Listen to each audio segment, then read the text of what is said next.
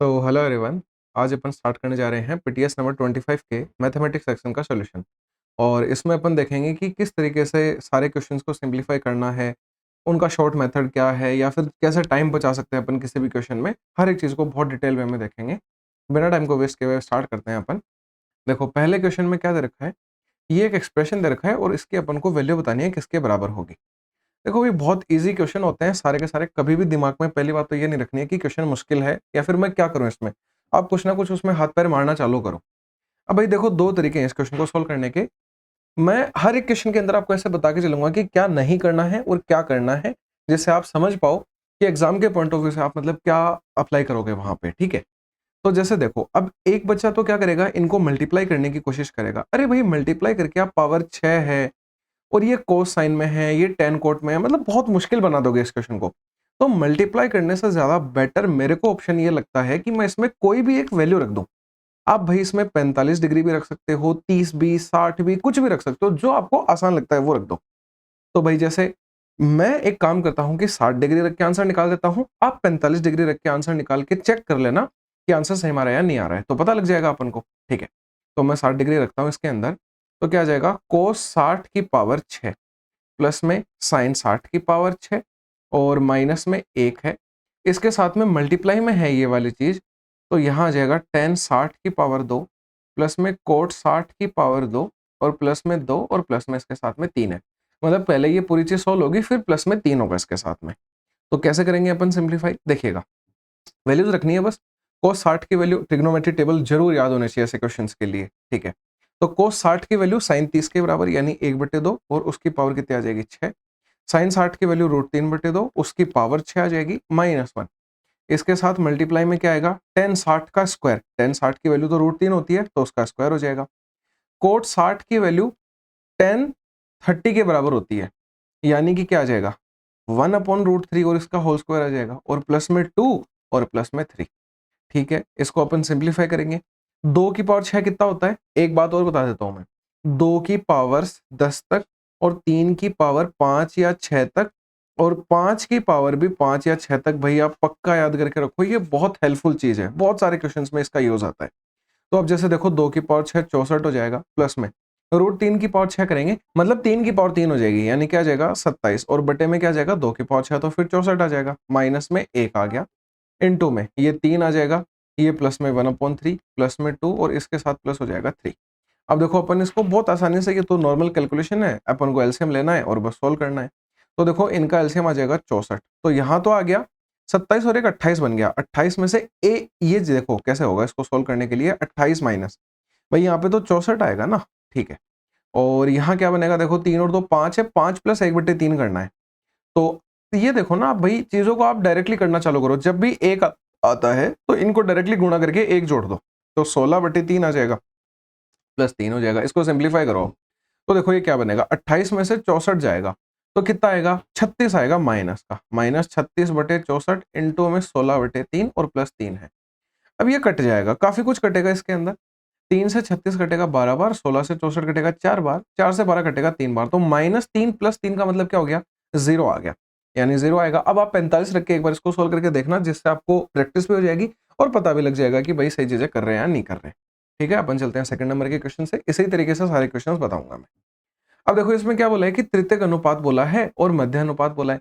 भाई फॉर्मूले पता होने चाहिए दोनों के, तो मैं बता देता हूं कि अगर एबीसी अपन को दे रखा है तो अपन फोर्थ प्रोपोर्शनल लिखते हैं, और वो क्या होता है, बी इंटू सी और अपॉन ए।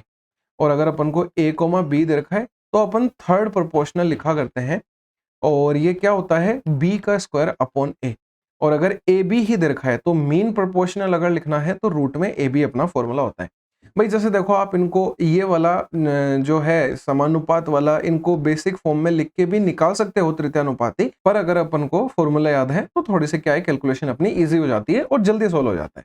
तो अब देखो, टर्शरी रेशियो का मतलब क्या हो जाएगा, तृतीयानुपाती हो जाएगा। तो ए का मतलब तृतीयानुपाती यानी बी का स्क्वायर अपॉन ए, यानी 0.8 का स्क्वायर करना है तो मैंने 2 बार लिख दिया, बटे ए यानी 0.4 आ जाएगा। इसी तरीके से अगर मैं बी लिखूंगा तो मीन प्रोपोर्शनल लिखना है। मीन क्या होता है भाई, अंडर रूट के अंदर 13.5 इंटू 0.24 हो जाएगा। बड़ा ही आसान चल रहा है, कोई दिक्कत नहीं है। अब देखो, इसको बस सोल्व करना है। तो भाई पॉइंट से पॉइंट उड़ा दो, 4 से 8 को 2 बार काट दो, 8 दूनी 16 होता है, एक के बाद पॉइंट लग रहा है यानी 1.6 आ गया ए तो। ठीक है भाई, बी निकालना है। अब देखो बी निकालना थोड़ा सा मुश्किल है लेकिन अपन आसान बनाएंगे। अब 13.5 को लिख दो 135 और बटे 10 कर दो। 0.24 है, इसको 24 बटे 100 कर दो। अब मेरे को एक बात बताओ कि 1000 का तो कोई रूट नहीं होता लेकिन 100 का रूट होता है, मतलब ये 10 अपन को इसके अंदर ही काम में लेना पड़ेगा।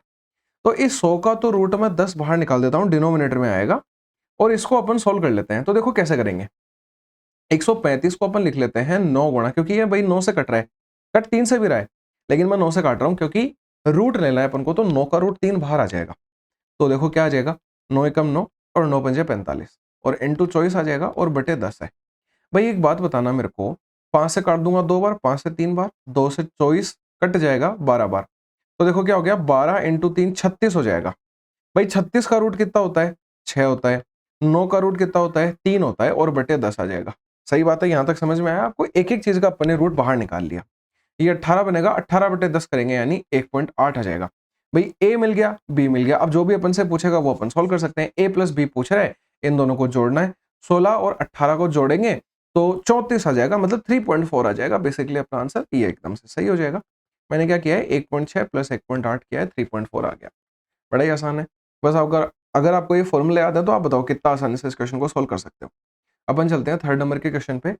इसमें क्या बोला है देखिएगा भाई, ये क्वेश्चन थोड़ा सा ध्यान से देखिएगा। इसने बोला है कि यदि ये एक समीकरण दे रखा है, द्विघात समीकरण है, इसने बोला इसका एक मूल यानी एक रूट 8 है, तो दूसरा रूट क्या होगा। भाई देखो, एक छोटी सी आपको चीज बताता हूं, ध्यान रखिएगा। मान लो आपको एक क्वाड्रेटिक इक्वेशन दे रखी है, ax square plus B X plus C बराबर 0। तो इस इक्वेशन को बनाने का तरीका क्या होता है, या फिर इस इक्वेशन को अपन सिंप्लीफाई कैसे करते हैं, या फिर देखो इसमें मैं बताता हूं दो चीजें होती हैं, आपको ये ध्यान रखना है हमेशा। क्या होता है, और ये जो अभी मैं बताऊंगा ये आगे भी काम आएगा। देखो यहाँ पे मैं काफी सारी चीजें बताऊंगा, ध्यान से देखिएगा। अगर मान लो इस इक्वेशन का अपन को सम ऑफ रूट्स लिखना है ना, तो यानी कि जो जो जो दो इसके मूल आते हैं, हल आते हैं, उनका जोड़ लिखना है, तो वो होता है माइनस में बी अपॉन ए। और अगर अपन को प्रोडक्ट ऑफ रूट्स लिखना है तो वो होता है सी अपॉन ए। भाई ध्यान रखिएगा, ये दोनों फॉर्मूले बहुत इंपॉर्टेंट चीज है ये।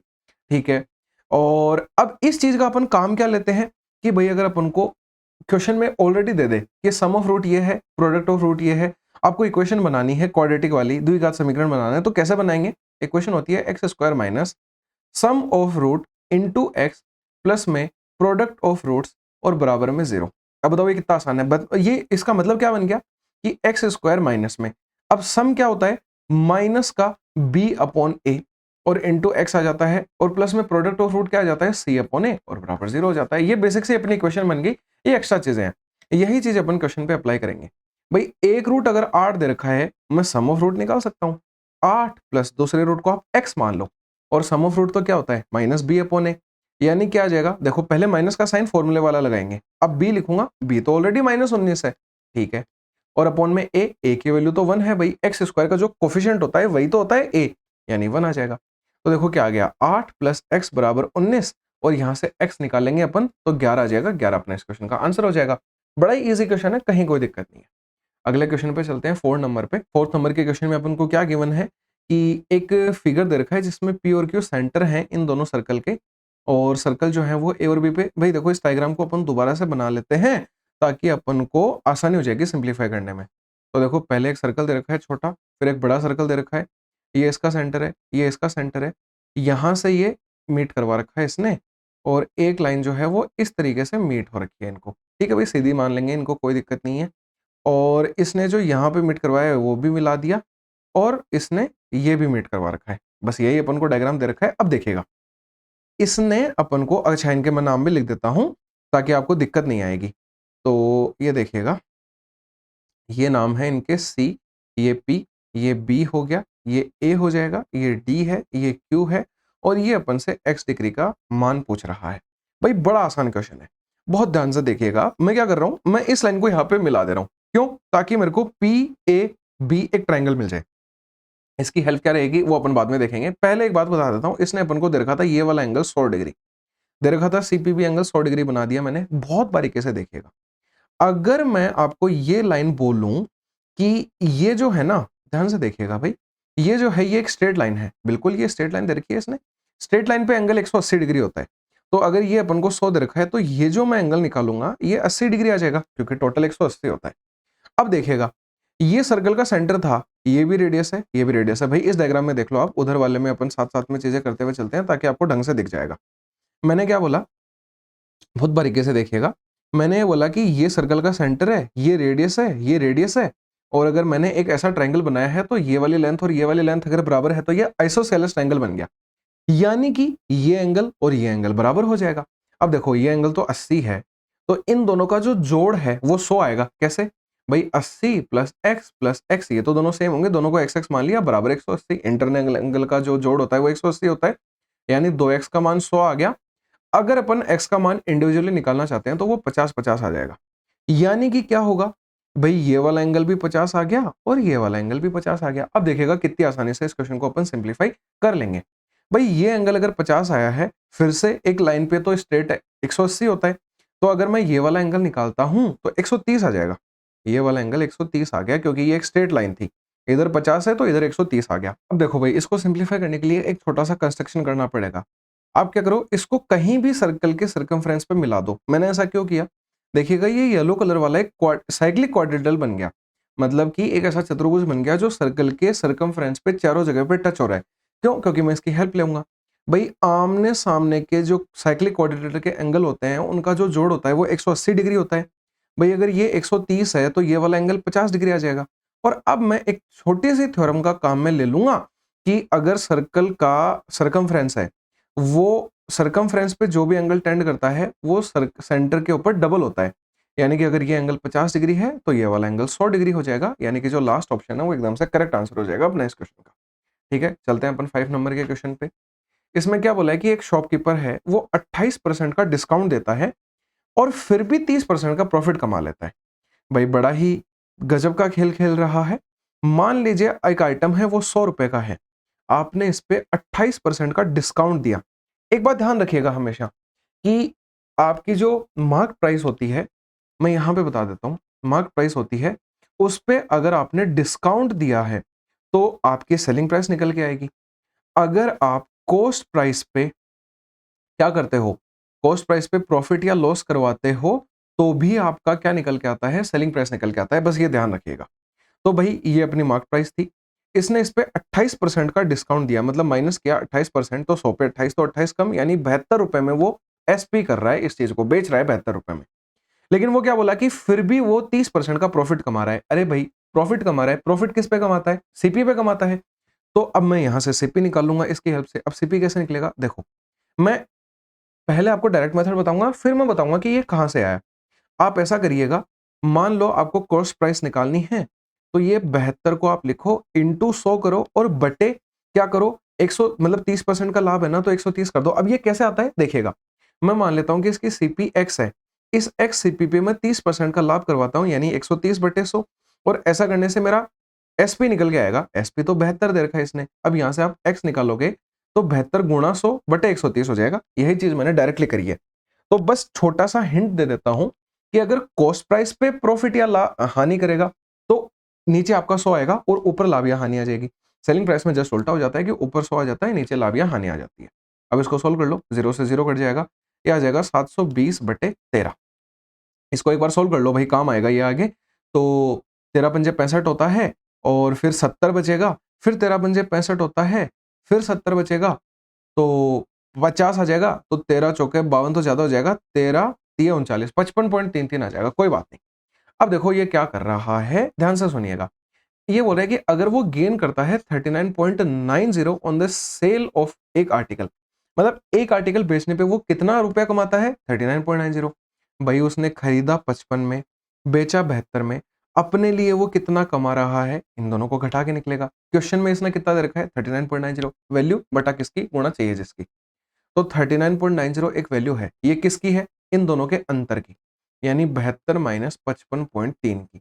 अपन को चाहिए क्या, मार्क प्राइस ऑफ आर्टिकल चाहिए, 100 का मान निकालना है, और इसने भी बोला है कि नियरेस्ट निकालना है, नियरेस्ट आ जाएगा। ऑप्शन भी इतने दूर दूर दे रखे हैं, देखिएगा क्या करना है, 39.9 लिखा अपॉन में 72 में से 55.3 घटाऊंगा। अब 56 घटा लो, तो कितना बचेगा, 16 बचेगा, और 0.3 अपन को और काम में लेना था तो 16.7 आ जाएगा। ठीक है, 16.7 आ गया। इनटू में अपन को क्या करना है, 100, पॉइंट से पॉइंट उड़ा दो। अब देखो इसको सिंप्लीफाई कैसे करोगे आप, ये देखो आप एक बात बताओ मेरे को कि 167 का दुगना कितना होता है भाई, तो ये होता है 334, 334 होता है, और ये इसके दुगने से बहुत बड़ी वैल्यू है। मतलब जब मैं इसको काटूंगा तो पक्का 2 से कोई बड़ी वैल्यू आएगी। और मेरे को एक बात बताओ आप कि 2 को अगर 100 से गुणा करते हैं तो 200 आता है, लेकिन 2 से बड़ी वैल्यू आ रही थी, उसको अगर मैं 100 से गुणा करूंगा तो 200 से बड़ी वैल्यू आएगी। 200 से बड़ी वैल्यू एक ही है, तो डायरेक्टली आप इसको टिक कर सकते हो। और अगर आपको एक्जैक्टली निकालना है तो भाई डिवाइड करो, कोई दिक्कत नहीं है उसके अंदर। पर अपन को कोई नहीं देखने आ रहा कि कैसा डिवाइड किया है, कितना सोल्व किया है, आप डायरेक्टली 240 पे टिक करके आगे बढ़ सकते हो।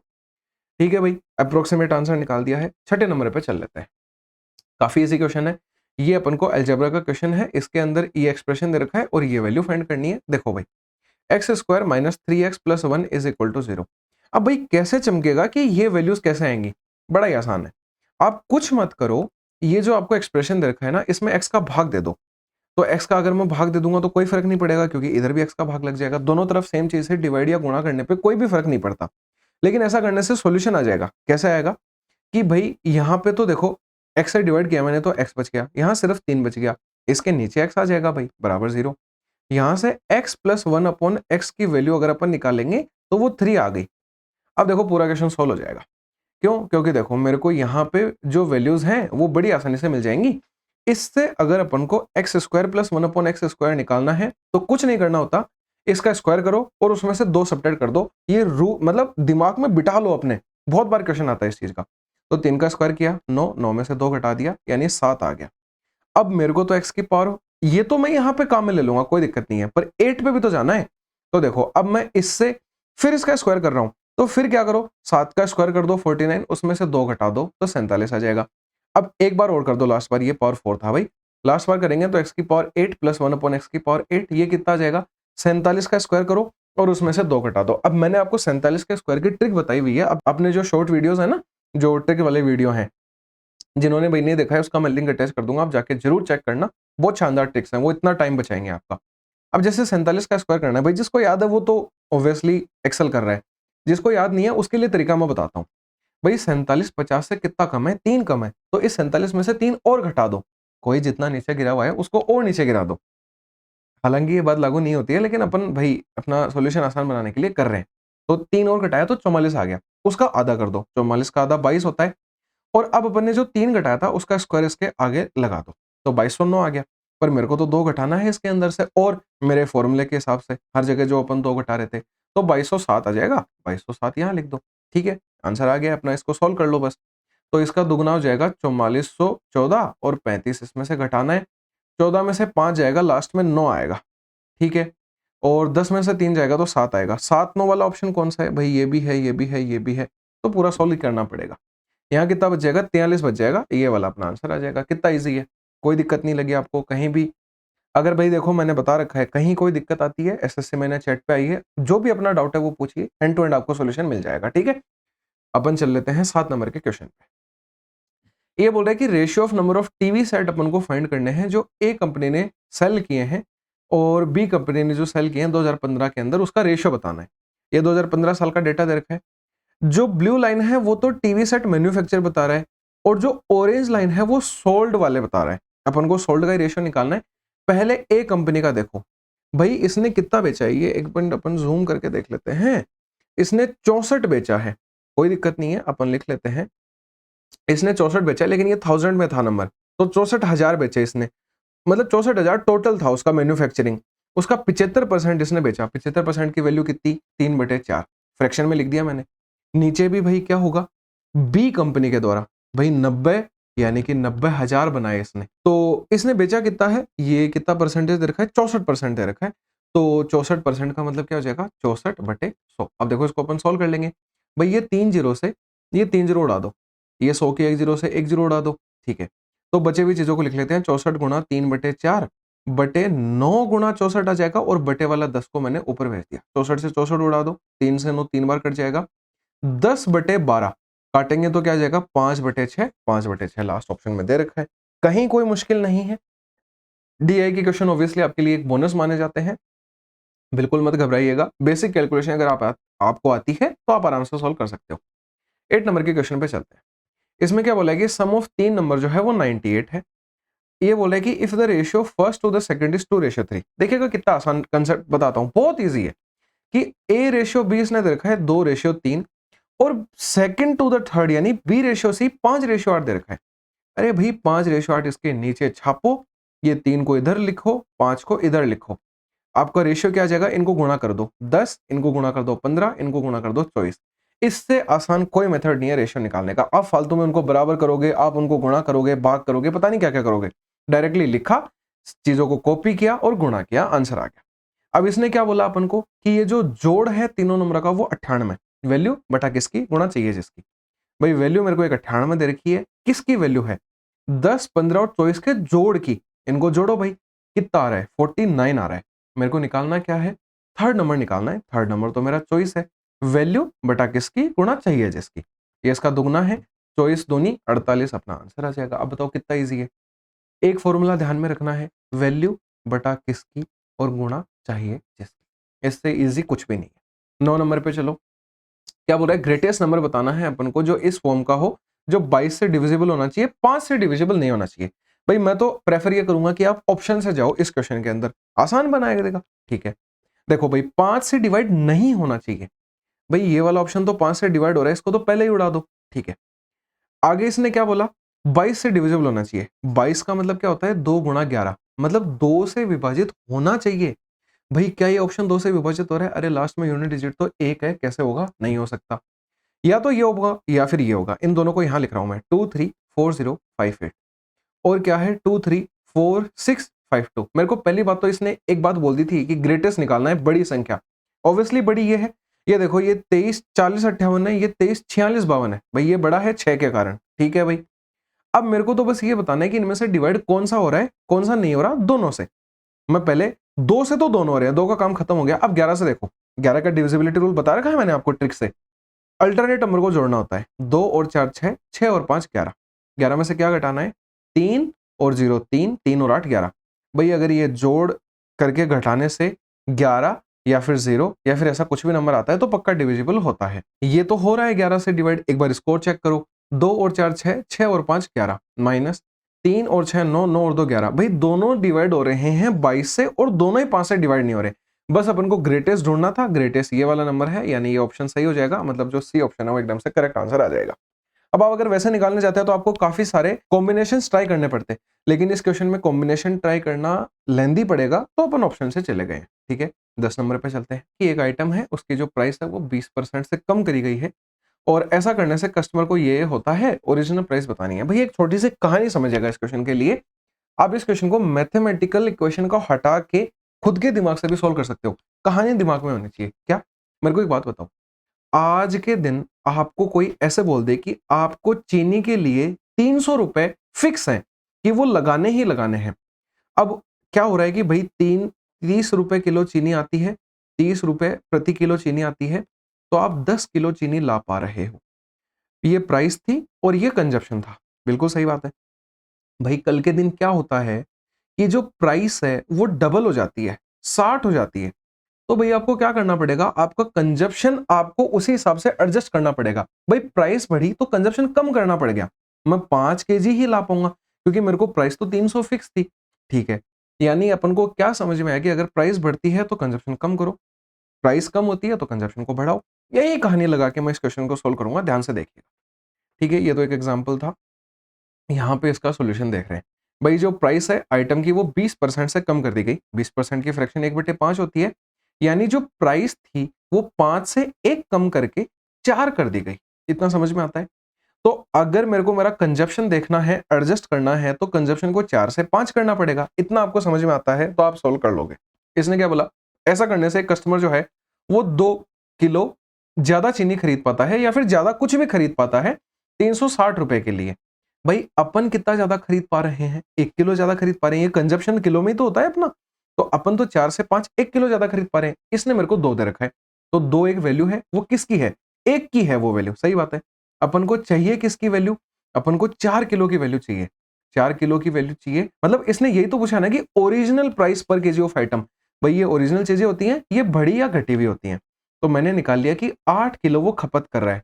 इसने क्या पूछा, पर केजी की आइटम। भाई 8 किलो खपत कर रहा था, 360 रुपए की ला रहा था वो, तो 360 बटे 8, कितना सोल्व करेंगे तो क्या आएगा, 45, यानी 45 रुपए प्रति किलो की उसकी रेट है। नहीं पूछता तो मैं 5 का सोल्व करता, कोई दिक्कत नहीं है, बड़ा ही आसान है। बस ये कहानी ध्यान में रखिएगा। 11 नंबर पे चल लेते हैं। एक नाव धारा है, वो अनुकूल 56 किलोमीटर की दूरी इतने घंटे में तय कर लेती है, मतलब डाउनस्ट्रीम दे रखा है उसने।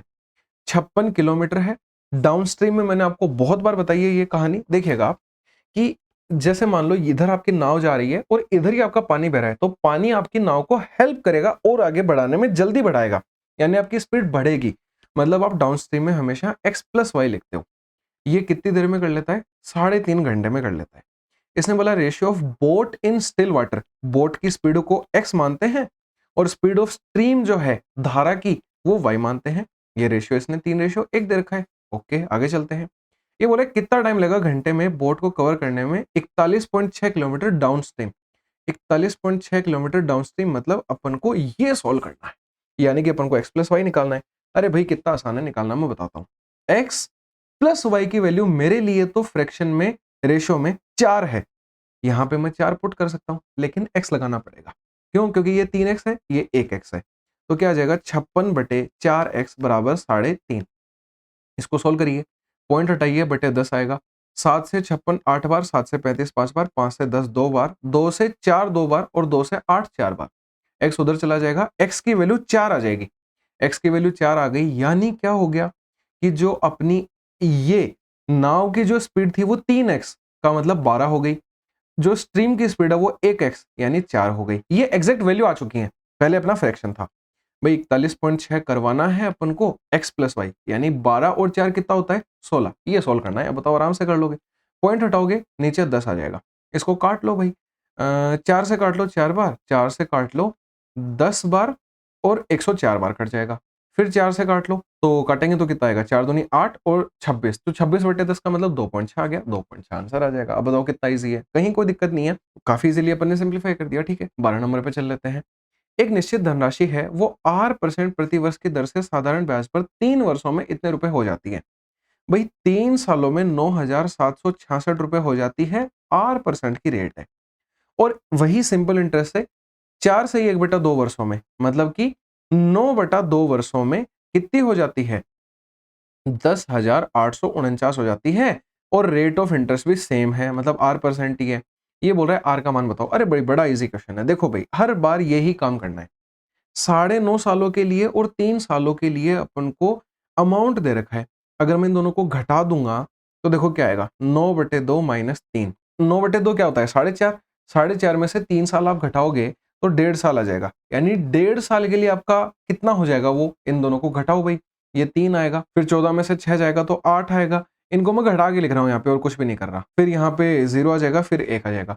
1.5 साल के लिए 1083 हो गया। अगर 1 साल के लिए निकालूंगा तो इसके अंदर 1.5 से भाग लग जाएगा, मतलब 1.5 से, तो 15 लिख दूंगा मैं और 10 ऊपर कर देता हूँ। अब देखो इनको काट लो आप, तो ये 3 से कट रहे हैं भाई, ये 5 बार और ये 3 3 9 और 3 6 18 और ये 5 से 2 बार कट गया। 361 का दुगना लिख दो यहाँ पे, तो 722 आ जाएगा। भाई 1 साल के लिए 722 मेरा क्या लग रहा है, ब्याज लग रहा है। और इसने मेरे को, अगर अब मैं 3 साल का ब्याज निकालूंगा तो देखो कितना निकलेगा। 3 से गुणा कर देंगे अपन 722 को, तो कितना आ जाएगा, 3 दूनी 6, 3 दूनी 6 और 7 ये 21, 2166 रुपए मेरा 3 साल का ब्याज है। इसने मेरे को 3 साल का अमाउंट दे रखा है। भाई मैं अमाउंट में से अगर सिंपल इंटरेस्ट घटा दूंगा तो क्या प्रिंसिपल नहीं आ जाएगा, देखिएगा आप कैसे आएगा।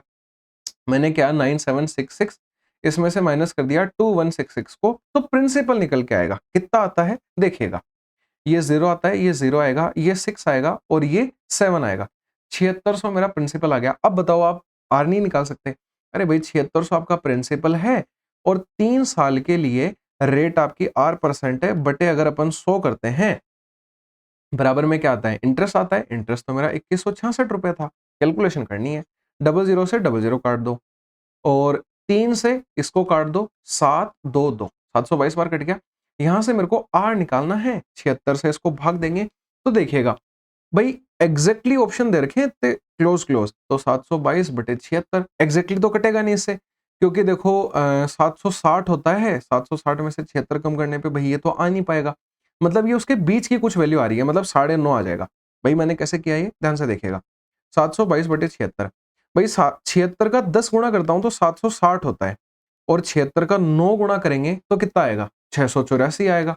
तो अब ये वैल्यू क्या है, इन दोनों के बीच में है। अरे तो 9.5 ऑप्शन नहीं आ जाएगा क्या? यही बस आपको दिमाग में रखना है चीजों को, ताकि आप सिंप्लीफाई इजिली कर पाओ।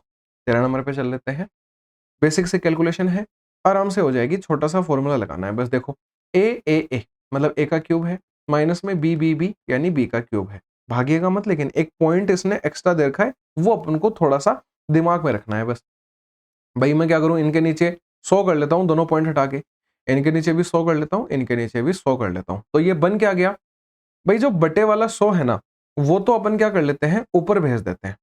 और ये क्या बन जाएगा, ये बनेगा ए स्क्वायर प्लस बी स्क्वायर। देखो ए स्क्वायर है प्लस बी स्क्वायर है, अब ये अलग अलग है, यानी माइनस में ए बी है। देखो ए क्यूब माइनस बी क्यूब का फॉर्मूला क्या होता है, ध्यान से देखिएगा।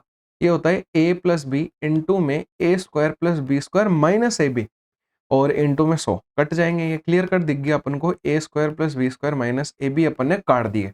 ए प्लस बी करना है, 775 प्लस 225 करेंगे तो ये तो 1000 आ जाएगा, इंटू 100 और करना है, मतलब एक के आगे बेसिकली 5 जीरो लगेंगी। ये वाला ऑप्शन आपका करेक्ट हो जाएगा।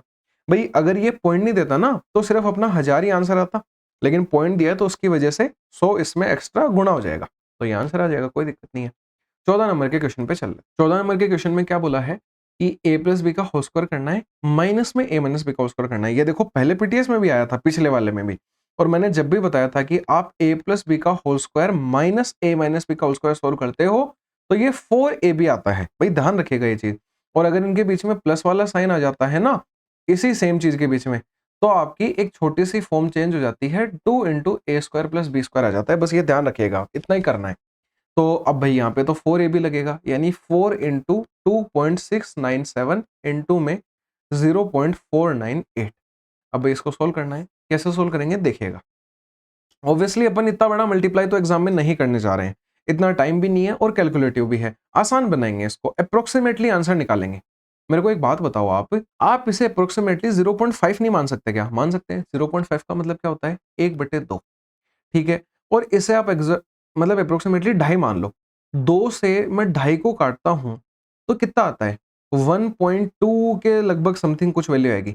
और 12 को 4 से गुणा करने पे 48 आता है। लेकिन भाई 48 से बड़ी वैल्यू आएगी ना, क्योंकि पॉइंटों में अपन ने छोड़ा था। 48 मतलब 4.8 से बड़ी वैल्यू। तो 4.8 से बड़ी वैल्यू तो इन ऑप्शनों में एक ही दिख रही है, 5.37, तो आप इसको टिक कर दोगे। अब भाई ये तो अप्रोक्सीमेशन का है, अगर किसी को एग्जैक्टली आंसर चाहिए तो वो इनको गुणा करने बैठो और अपना एग्जाम में टाइम वेस्ट करो। अपन तो नहीं करने वाले, क्योंकि अपन को क्या करना है, टाइम सेव करना है, जल्दी आंसर निकालना है और आगे बढ़ना है। ठीक है भाई, 15 नंबर पे चलते हैं। 15 नंबर में क्या बोला है कि बीडी और सीई मीडियंस है ट्रायंगल एबीसी की। ये थोड़ा सा बड़ा क्वेश्चन है और राइट एंगल ए पे दे रखा है। कोई बात नहीं, इसको भी अपन सिंप्लीफाई कर लेंगे। इसने बोला है कि ए पे राइट एंगल है, बी और सी आप कुछ भी मान लो, कोई फर्क नहीं पड़ता। आगे क्या बोल रहा है कि बीडी और सीई मीडियंस है। ये बीडी है और ये सीई है, ये मीडियंस दे रखी है, मतलब ये बराबर दूरी है, कोई दिक्कत नहीं है। आगे इसने क्या बोला कि सीई की लेंथ दे रखी है, इसने सीई की लेंथ दे रखी है 5√13/2, बाद में काम में ले लेंगे। बीसी 10 दे रखा है, ठीक है। ये बीडी की लेंथ पूछ रहा है अपन से, ये बीडी की लेंथ पूछ रहा है। अरे भाई बड़ा आसान क्वेश्चन है, सिर्फ आपको पाइथागोरस लगानी है 2 से 3 बार और इजिली आंसर आ जाएगा। देखो क्या करना है, पहले मैं ये वाला ट्राइंगल ले रहा हूं, ये तो 90 डिग्री दे रखा था। ट्राइंगल अपन ले रहे हैं AEC, तो इसमें देखो क्या होगा भाई, पहले CE का स्क्वायर, ये किसके बराबर हो जाएगा, मैंने पाइथागोरस लगाई है, तो AC के स्क्वायर और प्लस में AE का स्क्वायर आएगा। तो मैं AE नहीं लिख रहा, मैं AB/2 का स्क्वायर लिख रहा हूं, क्योंकि ये तो बराबर दूरी थी ना। तो AB/2 का स्क्वायर करेंगे तो AB²/4 आ जाएगा, ठीक है। अब मैं लिख रहा हूं ट्राइंगल, ये वाला ले रहा हूं जो मैंने ब्लू कलर से मार्क किया है, दिखा आपको क्या है, BAC। इसमें क्या आएगा भाई, भाई देखिएगा BC का स्क्वायर बराबर में, भाई यार पहले अपन को वो वाला ट्रायंगल लेना चाहिए था, पर कोई बात नहीं, अपन ये लिख लेते हैं, बात एक ही है। BC का स्क्वायर बराबर क्या हो जाएगा, AB का स्क्वायर प्लस में AC का स्क्वायर, ठीक है। अब एक ट्रायंगल में और लगाना है बस अपन को, ये वाले ट्रायंगल में, ठीक है। ये वाले ट्रायंगल के अंदर अगर अपन लगाएंगे तो देखो क्या होगा, ट्रायंगल कौन सा है ये, BAD, बैड ट्रायंगल है ये, ठीक है। तो इसमें क्या लगेगा कि BD का स्क्वायर और बराबर हो जाएगा AD के स्क्वायर और प्लस में AB के स्क्वायर के। लेकिन देखो मैंने क्या बोला, मैं AD नहीं लिखूंगा, मैं AC बटे 2 का स्क्वायर लिखूंगा, तो AC का स्क्वायर और बटे 4 आ जाएगा। इतना अगर आपको समझ में आ गया तो आप इजीली आगे सब समझ लोगे। कैसे करना है देखिएगा, मैं क्या करता हूं, मैं इस ट्राइंगल को और इस ट्राइंगल को जोड़ देता हूं, मतलब इन दोनों इक्वेशंस को। तो देखो BD का स्क्वायर प्लस CE का स्क्वायर बनेगा, तो क्या आ जाएगा, BD का स्क्वायर प्लस CE का स्क्वायर बराबर में क्या आएगा, AB का स्क्वायर प्लस AB स्क्वायर बटे 4। ठीक है भाई, इनको क्लब करके लिख दिया मैंने एक साथ में, और प्लस में क्या आ जाएगा, AC का स्क्वायर बटे 4 प्लस AC का स्क्वायर, तो AC का स्क्वायर प्लस AC स्क्वायर बटे 4। अब देखिएगा ये क्या बनेगा, BD का स्क्वायर, BD अपन को कहीं दे रखी है क्या, पूछ रहा है BD अपन को, CE अपन को दे रखी थी, वैल्यू रखो भाई, तो क्या आएगा BD का स्क्वायर प्लस CE के स्क्वायर करना है, तो 5√13 बटे 2 का स्क्वायर डायरेक्टली लिख रहा हूं मैं, 25 इंटू 13 और बटे 4, 5 का स्क्वायर लिख दिया, 2 का स्क्वायर लिख दिया, और √13 का स्क्वायर 13 आ गया बराबर में। अब देखो इन दोनों को सोल्व करेंगे तो क्या आएगा, 5AB स्क्वायर अपॉन 4, इसको सोल्व करेंगे तो 5AC स्क्वायर अपॉन 4, तो भाई 5/4 कॉमन निकालो और AB square plus AC square को साथ में छाप दो। अब क्या होगा, आंसर आ जाएगा भाई, क्योंकि AB का स्क्वायर प्लस AC का स्क्वायर तो BC के स्क्वायर के बराबर है, यानी यहाँ पे BC का स्क्वायर कितना, 10 का स्क्वायर 100 आ जाएगा, यानी यहाँ पे अपन 100 लिख सकते हैं, यानी कि यहाँ पे तो आपको दिखेगा नहीं, यहाँ कर देता हूँ 5/4 इंटू 100, 4 से 100 कट गया 25 बार, 25 इंटू 25 5 125 हो गया, यानी BD का स्क्वायर प्लस में 25 इंटू 13/4 और बराबर में कितना आ गया 125, ये इधर लाके घटा दो, तो देखो एक बार ऊपर वाला ये फालतू चीजें अपन हटाते हैं और यहाँ पे कर लेंगे इसको सॉल्व, तो देखो क्या आएगा भाई, ये आ जाएगा BD का स्क्वायर, थोड़ा सा होच पोच तो हो गया क्योंकि मैंने बोला था बड़ा है, पर कोई बात नहीं अपन समझ लेंगे, माइनस में ये कितना बनेगा, 13×5 का 5 हाथ लगी 6, 13×2 26 और 6 32, 325/4 आ गया। तो अब देखो 125 इंटू 4 करेंगे तो 500 आएगा, 500 में से 325 को घटाऊंगा तो 175/4 आ जाएगा, लेकिन मेरे को तो BD निकालना था,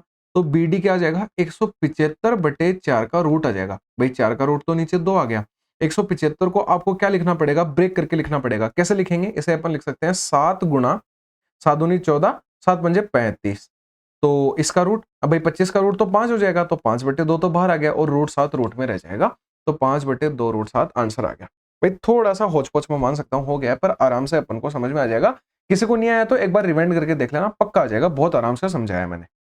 ठीक है भाई 16 नंबर पे चल लेते हैं। अमित है, वो अपनी कार को ड्राइव करता है 30 किलोमीटर तक इस स्पीड से। ठीक है भाई, ये 30 किलोमीटर की दूरी है, उसने 45 किलोमीटर पर आवर की स्पीड से ड्राइव किया। अगले 1 घंटे और 20 मिनट के लिए, ये 1 घंटा और 20 मिनट को भी मैं घंटे में बदल लेता हूं, तो 20/60 यानी 1/3 आ जाएगा, तो 1 सही 1/3 मतलब क्या आ गया, 4/3 घंटे उसने गाड़ी चलाई अपनी, इसका कोई काम नहीं है, वो 51 किलोमीटर प्रति घंटा की स्पीड से जाता है। तो ये अपन से पूछ रहा है एवरेज स्पीड क्या होगी पूरी जर्नी के लिए, बड़ा ही आसान क्वेश्चन है। एवरेज स्पीड का फॉर्मूला अपना क्या होता है, एवरेज स्पीड का फॉर्मूला होता है total distance upon total time, ये टोटल पर ध्यान रखिएगा। तो देखो पहले मैं टोटल डिस्टेंस लिख रहा हूँ, भाई ये वाली डिस्टेंस तो 30 साफ साफ दे रखी है, यहां से डिस्टेंस अपन को निकालनी पड़ेगी, तो डिस्टेंस बराबर क्या होता है, मैंने DST को आपको GST से याद करवा रखा है, ये ध्यान रखिएगा। ठीक है भाई, तो क्या हो जाएगा 51 मतलब स्पीड इंटू टाइम 4/3, भाई टोटल डिस्टेंस आ गई, अब नीचे टोटल टाइम लिखना है, तो यहां तो देखो टोटल टाइम कैसे निकलेगा, टाइम बराबर डिस्टेंस अपॉन स्पीड होता है, यानी 30/45, और यहाँ पे टाइम कितना है भाई ऑलरेडी दे रखा है 4/3, कोई बात नहीं इसको सोल्व कर लो, 3 से क्या कटेगा 17 बार, 17 इंटू 4 68 होता है, 68 इंटू 30 करेंगे मतलब 68 इंटू 68 प्लस 30 करेंगे अपन, तो 98 आ जाएगा, और बटे में इनको काट लो, 15 से 2 बार, 15 से 3 बार, 4 + 2 6/3, 6/3 का मतलब तो 2 हो गया, ये इसे काटेंगे तो 49 अपनी एवरेज स्पीड आ जाएगी, 49 एकदम से सही आंसर हो जाएगा। चल लेते हैं 17 नंबर पे, इसने क्या बोला है, angle of elevation of top of a tower from 2 point on the ground 18 और 32 मीटर है, ये मतलब कि ये अपना टावर है, टावर की हाइट h है, यहाँ 2 पॉइंट है, एक पॉइंट है वो तो 18 मीटर की दूरी पे है यहां से यहां तक, और एक पॉइंट जो है वो 32 मीटर की दूरी पे है। ये बोल रहा है इसके जो एंगल ऑफ एलिवेशन है वो कॉम्प्लीमेंट्री है, मतलब यहां से आप मिलाइए इसको और यहां से आप मिलाइए, ये एंगल थीटा है और ये एंगल अल्फा है। कॉम्प्लीमेंट्री एंगल का मतलब क्या होता है, कॉम्प्लीमेंट्री का मतलब होता है कि जो दो एंगल हैं उनका जोड़ 90 है, और अगर सप्लीमेंट्री होते हैं तो उनका जोड़ 180 होता है। भाई ये ध्यान रखिएगा, सी छोटा वर्ड है तो 90, एस बड़ा वर्ड है तो 180। ट्रिक भी बता दी है। अब क्या होगा, ध्यान देखिए आप। भैया आप तो मुझे बस एक बात बता दो कि अगर ये अल्फा एंगल मुझे लिखना है तो क्या मैं इसे 90 माइनस थीटा नहीं लिख सकता क्या? क्योंकि इसका और इसका जोड़ तो 90 होना चाहिए, अभी भी हो रहा है 90। बिल्कुल मैंने फॉर्म चेंज करी है और कुछ नहीं किया। अब मैं पहले क्या कर रहा हूँ, इस ट्राइंगल में टेन थीटा लगा रहा हूँ। तो देखो टेन थीटा बराबर क्या आ जाएगा, एच बटे 18। बिल्कुल। अब मैं क्या कर रहा हूँ, एक दूसरा ट्राइंगल ले रहा हूँ, व्हाइट कलर से देखिएगा, ये बड़े वाला ट्राइंगल अपना, इसमें अपन टेन थीटा लगा रहे हैं तो क्या आ जाएगा, टेन के अंदर 90 माइनस थीटा बराबर परपेंडिकुलर अपॉन बेस यानी h बटे 32 आ जाएगा। इस बार इतना ही फर्क पड़ेगा। और टेन 90 माइनस थीटा क्या होता है, ट्रिग्नोमेट्री में अपन ने पढ़ा है वो वैल्यू चेंजिंग वाले में कि कोट थीटा होता है, यानी ये कोट थीटा की वैल्यू आ गई। अब मेरे को एक बात बताओ, ये टेन थीटा है, ये कोट थीटा है। देखिएगा h बटे 32 बराबर कोट थीटा है। कोट थीटा को आप 1/10 थीटा नहीं लिख सकते क्या? बिल्कुल लिख सकते हैं। तो अब देखो यहां से टेन थीटा की वैल्यू h बटे 18, मैं एक बार दोबारा लिख देता हूं यार, कोई बात नहीं, h बटे 18। और यहां से टेन थीटा की वैल्यू 32 बटे h, उल्टा कर दिया मैंने, 32 बटे h, दोनों बराबर है, इनको क्रॉस मल्टीप्लाई कर दो, यानी क्या आएगा, h का स्क्वायर बराबर में 18 इंटू 32। या तो इनको गुणा कर लो या फिर इनको ब्रेक कर लो। 18 को लिख सकते हैं 9 गुणा 2 और 32 को लिख सकते हैं 16 गुना 2। अब अपन को तो h निकालना है, मतलब इसका रूट लेना पड़ेगा। अरे तो रूट लेना कितना आसान है, 9 का रूट 3 हो गया, इन दोनों 2 का रूट देंगे तो 2 आ जाएगा, 16 का रूट 4 आ जाएगा, 4 दूनी 8, 8 3 24, 24 अपना आंसर आ जाएगा। इनको गुणा करते हैं तो 576 आता, 576 का रूट 24 होता है तो वो भी अपना आंसर डायरेक्टली आ जाता। दोनों में से कोई सा भी मेथड आप लगा सकते हो, कोई मुश्किल बात नहीं। 18 नंबर पे चल लेते हैं। इसने बोला है कि एक पुरुष यानी एक मैन है, एक वुमेन है और एक बॉय है, ये काम को 3, 4 और 12 दिनों में पूरा कर सकते हैं। ठीक है भाई, आगे की कहानी बाद में देखेंगे, पहले इनका एलसीएम ले लेते हैं, तो 12 आ जाएगा इनका एलसीएम। अब देखो 3 से 12 4 बार, मतलब एफिशिएंसी निकाल रहे हैं अपन, ये 4 आ गई, ये 3 आ गई और ये 1 आ गई। इसने क्या बोला कि how many boys must assist, यानी कि कितने बॉय काम लेने चाहिए अपन को। तो भाई बॉय एक्स काम में ले रहा हूं मान लो मैं, और बॉय की एफिशिएंसी तो 1 है, प्लस में कितने असिस्ट करने चाहिए एक वुमेन को, one man and one women. अच्छा पूरा नहीं पढ़ा अपन ने, एक पुरुष और एक महिला की सहायता। तो भाई एक पुरुष एक दिन में कितना काम कर रहा है, 4 काम कर रहा है। एक महिला एक दिन में कितना काम कर रही है, 3 काम कर रही है।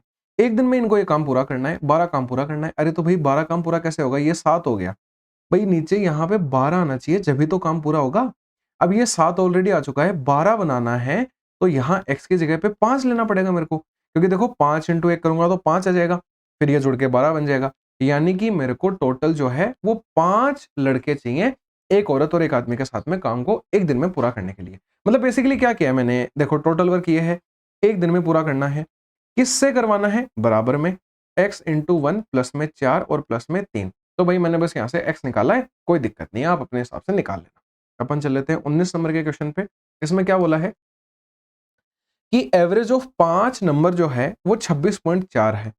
अरे भाई A1 से लेके A5 बटे 5 इसने 26.4 दे रखा है।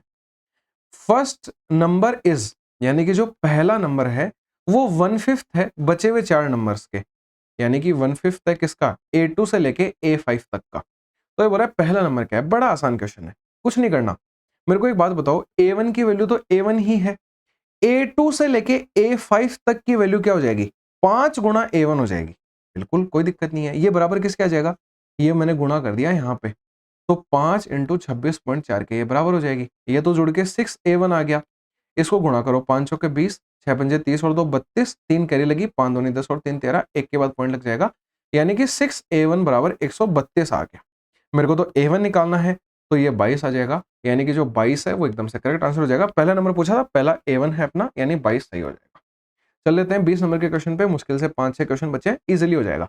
ये तो एकदम बेसिक है भाई, देखो कुछ नहीं करना, 52 प्लस में 13 से काट दो इन दोनों को, तो क्या आ जाएगा, देखो 13 से ये कटेगा 90 बार और 13 से 26 कटेगा 2 बार, भाग में दे रखें और 13 दूनी 26 आ गया, बटे में 2 प्लस ये बन गया 9 बटे 8।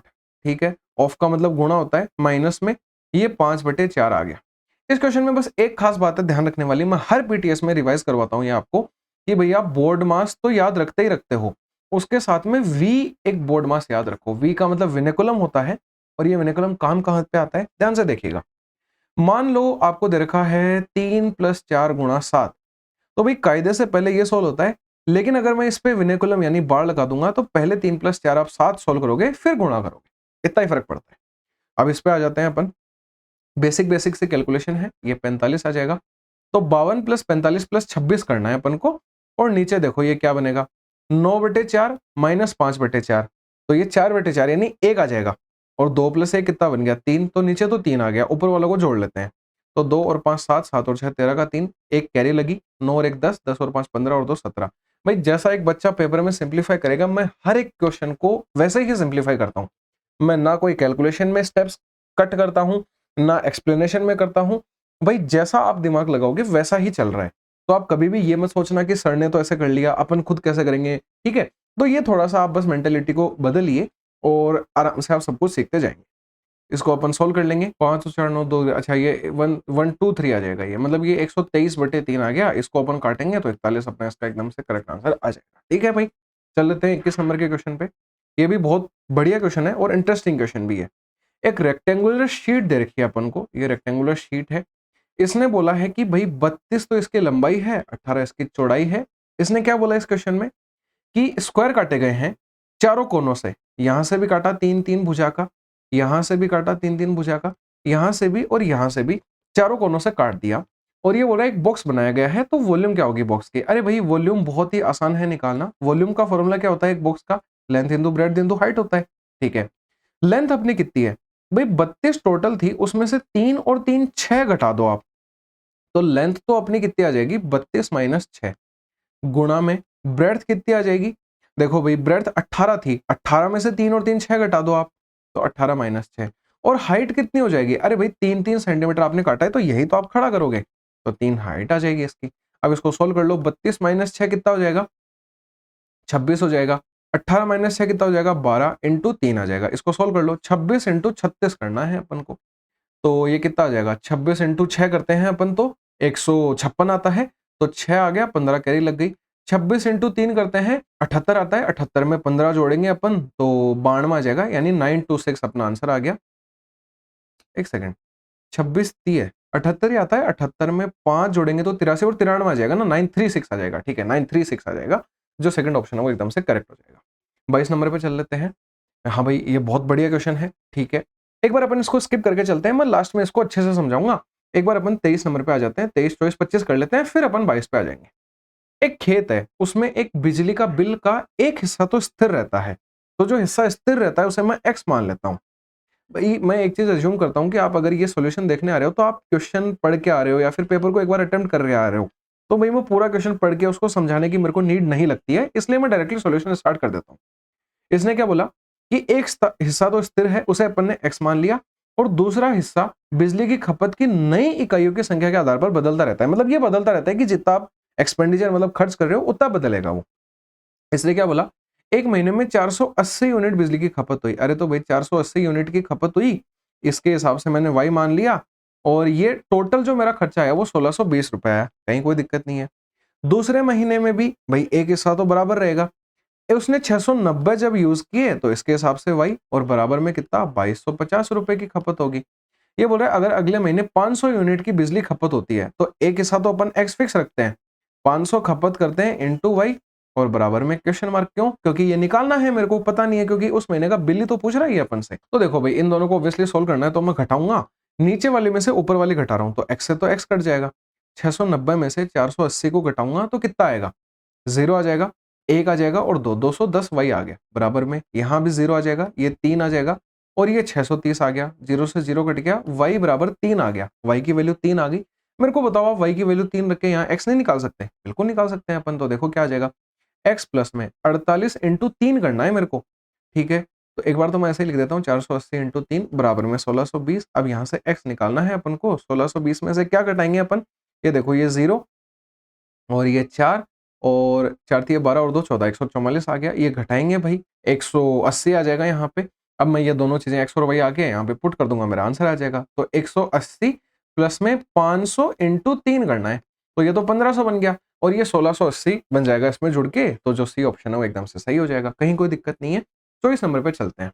इसमें क्या बोला भाई, ये एक्सप्रेशन इसके बराबर है, के की वैल्यू बतानी है। अब ये तो बहुत ईजी क्वेश्चन है, a प्लस बी का होल स्क्वायर लगाना है इसमें।